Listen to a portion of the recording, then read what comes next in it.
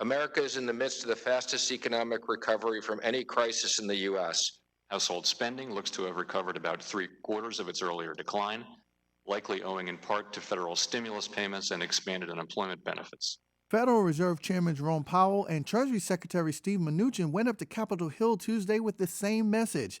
The U.S. economy is recovering faster than expected, but more needs to be done to help Americans and businesses still hurting. For Powell, that means the Federal Reserve will continue to do what it can, including keeping interest rates near zero for years to come, temporarily relaxing banking regulations, and lending money that Congress has appropriated. But he had a warning to the House Financial Services Committee Tuesday that won't be enough unless there's more help for workers and the unemployed through another stimulus agreement with the White House. Still 11 million people unemployed. So the risk is that over time they go through those savings. They haven't been able to find employment yet because it's going to take a long time to get, or it's going to take a while to get 11 million people back to work.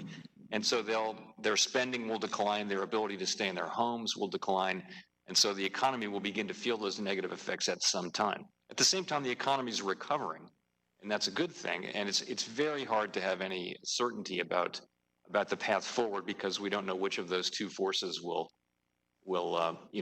dominate. The $2.3 trillion CARES Act passed by Congress in March was cited by both Powell and Mnuchin for rescuing the economy from the abyss. But Congress is at an impasse on negotiations over additional economic support.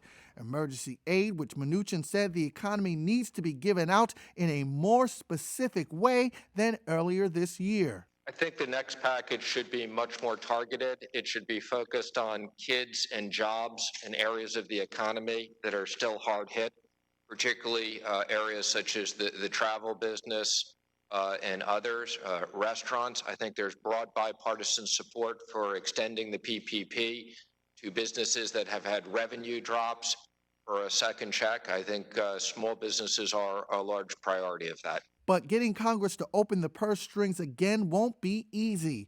Both took criticism for billions of dollars that haven't been spent, loans that haven't been given, small businesses that are still in trouble and can't access the Fed's lending program, and for the millions of Americans still living without a paycheck.